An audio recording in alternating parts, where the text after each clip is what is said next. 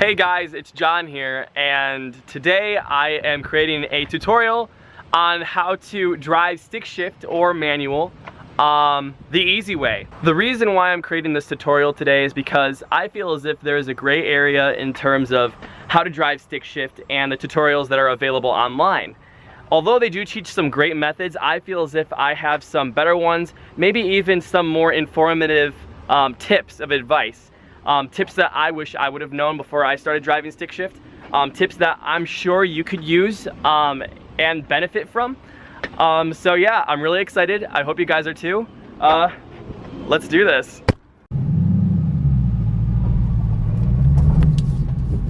So before I get into my tutorial on how to drive a manual transmission vehicle, I want to list 5 reasons why I personally believe driving a manual transmission vehicle is better than driving an automatic.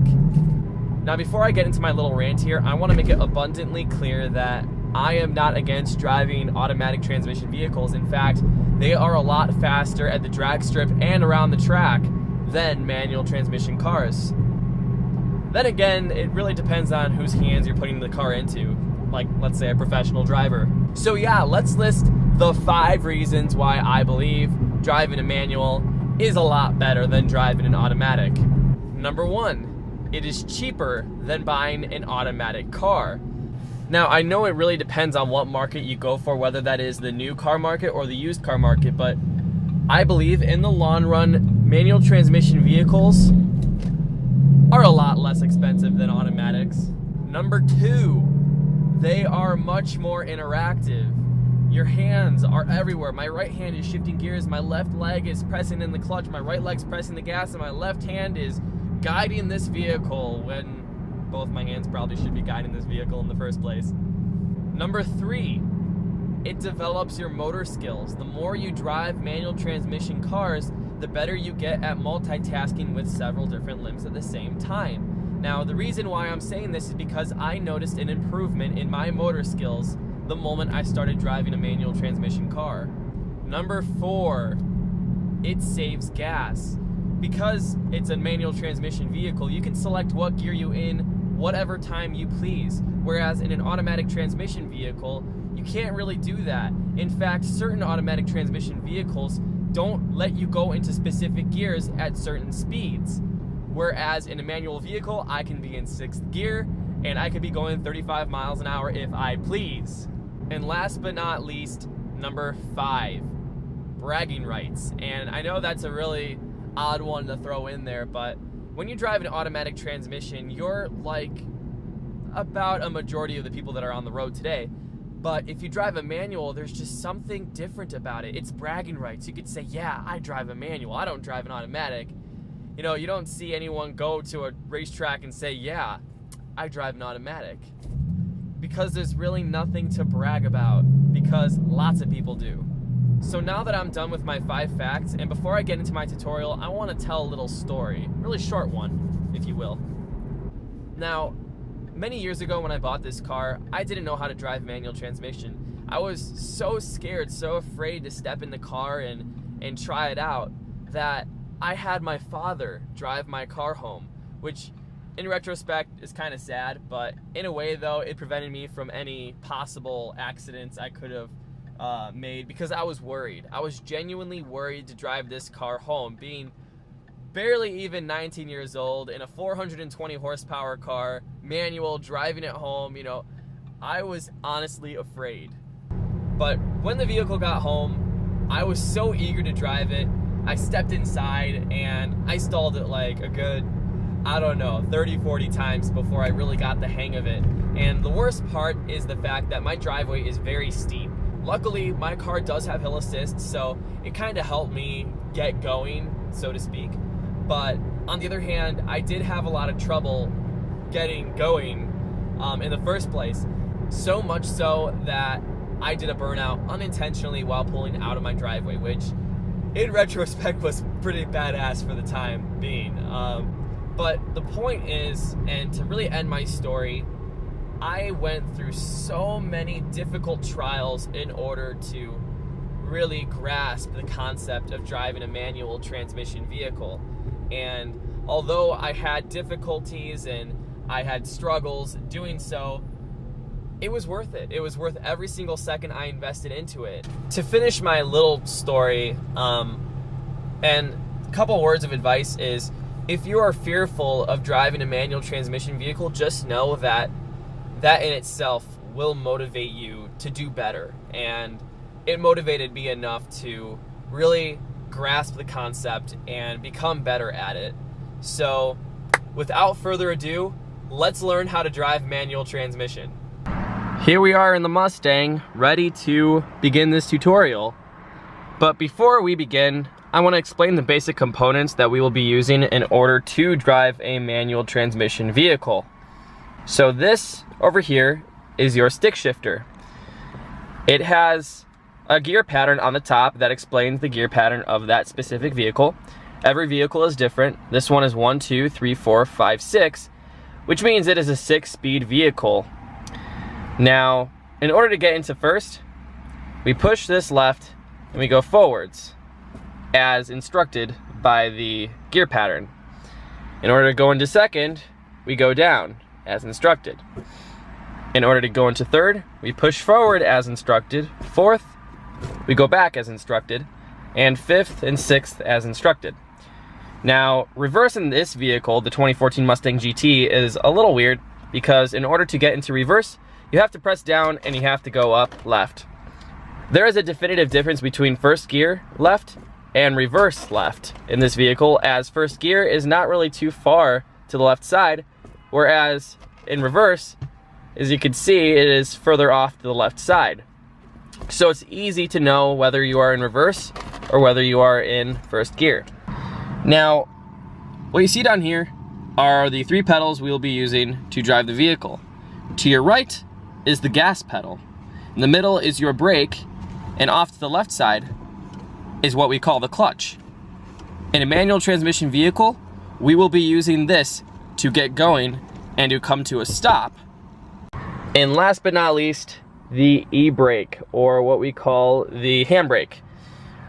Some automatic transmission vehicles have e-brakes, some do not. So if you are not familiar with the e-brake, here it is. And this is what we will use to park on hills. And if you're not familiar with whether you have a manual e-brake or an electronic e-brake, I highly suggest you read your owner's manual because it will tell you whether you have one or not. Certain people use an e-brake to get going on hills. We are not going to be talking about hill starts today because that is an advanced technique. Today we are just learning how to drive stick shift, so yeah, let's do this. Alright, so step 1, what you want to do is make sure that you are in neutral. To do that, you wiggle your stick shifter left and right. If it wiggles left and right freely, then you are in neutral.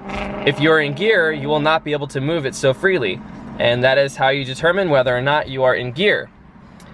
Secondly, we will check to see if our e-brake is on and engaged, in which case it is disengaged. Since we are in a flat area, I highly recommend not disengaging it if you are on a hill, because that is not that safe. And third, what we want to do is we want to put our left foot on the clutch all the way, which is all the way to the left side where my left foot is. We want to press in the clutch, turn our key to the on position, and while our car is in neutral, and while our e-brake is disengaged, and while our foot is on the clutch, we want to turn the vehicle on. Vroom. So now that our vehicle is on, obviously we would like to put our seatbelt on because we will be moving forwards. You know, safety first. And then after our seatbelt is on, what we want to do is ensure that our e-brake is disengaged. I cannot emphasize this enough. So many people leave their e-brake engaged while trying to drive their manual transmission vehicles, and trust me, it doesn't work out very well. You will wear out through your brake shoes. Do not do that. Ensuring that our e-brake is disengaged, what we want to do is place our foot onto the clutch pedal all the way, put our foot to the floor, move our right hand to the stick shifter, refer to the shift pattern on the stick shifter to know whether or not first gear is all the way up or wherever it is. I verify that mine is all the way up. I move it forwards. And now the tricky part, getting going. So now that we have our foot on the clutch and we have our car into its first gear and our e-brake is disengaged and there are no crowds to hit in my Mustang, we are ready to move forwards. In order to move forwards, what we want to do is release the clutch as slowly as we can. A lot of people say that in order to get moving as a beginner in a manual transmission car, you must hit the gas, but that is not the case. You do not need to do so, especially if you are a beginner. In fact, doing so is really not a good way to learn in a manual transmission vehicle if you are a beginner, because if you learn the catch point early on, it'll help you in the future. So before we get moving and before we hit any crowds, let me explain what the catch point is. So verifying that my car is in neutral, I am able to release the clutch backwards. The catch point is the point in which the clutch engages the transmission and the engine connecting to one another. So if I have my foot on the clutch right now, the transmission and the motor are not connected. So there is no possible way I can move forward unless if someone hits me in the back. And in order to connect the motor with the transmission, what I need to do is lift the clutch up to its engagement point, which in this car is about 3/4 of the way up. In certain cars, it will be at certain points. Some are all the way down low, some are all the way up high. The way to know your engagement point is to release the clutch pedal up until the point your car begins to move, in which case is where your engagement point is. It's really good to learn where your engagement point is so you can learn how to launch your car or get it moving quickly. Although it's not really necessary to learn as a beginner, it is definitely a useful tool, especially if you want to get into advanced driving, such as racing or what's not. So yeah, all that being said, let's get this car moving. Let's make sure there are no crowds. I cannot emphasize that enough. In this Mustang, you can never know. You know, you never know. They just pop out of nowhere. You know, you run them over. I don't know. All right, so knowing all that information, I'm going to ensure my handbrake is disengaged for the 4th time or 3rd time. I'm not sure. And I'm going to put my car into first per the gear pattern on the top of the stick shifter, which is left forwards. And I'm going to have my foot on the clutch meanwhile, which I probably should have explained prior to putting it in gear, but you know. So now that I have my foot on the clutch and my car is in first gear and my handbrake is disengaged and my car is idling and on, what I want to do is release the clutch pedal until my car begins to move forwards.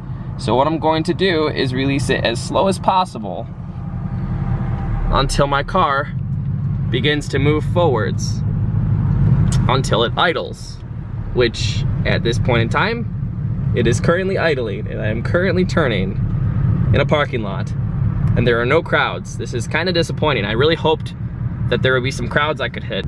In order to come to a stop in a stick shift vehicle, and this can be nerve-wracking for some, we are currently moving. In order to come to a complete stop, what you want to do is put your left foot on the clutch fully, move the stick shifter into neutral, and then press the brake with our right foot as we desire, and we come to a complete stop. Now, all this is in theory. In order to really get better and to really progress in your stick shift abilities, you need to practice and try again. Don't be afraid to use the clutch. Don't be afraid to stall. And definitely don't be afraid to brake hard or crash into crowds. Just kidding, don't do that. Now, as far as changing gears goes, what you want to do is start the car. So we're gonna follow the procedure we did before. So we are going to ensure our handbrake is disengaged. We are on a flat surface, so we can disengage it without pressing the brake. And next, what we want to do is ensure our stick shifter is in neutral, which we can wiggle it back and forth. It is in neutral. We want to put our left foot on the clutch fully. We want to turn our ignition on and turn the vehicle on. And what we want to do after that is put the vehicle in first gear while still on the clutch. And we want to release the clutch slowly so we may move forwards. And we are moving forwards.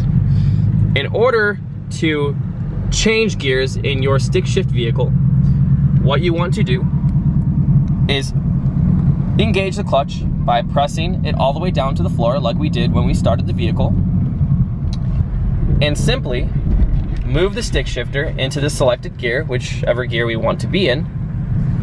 Release the clutch slowly, just as we did when we tried to start the vehicle. And you do not have to add gas. A lot of people say you have to add gas. You do not have to add gas. And we add gas as we please to move around.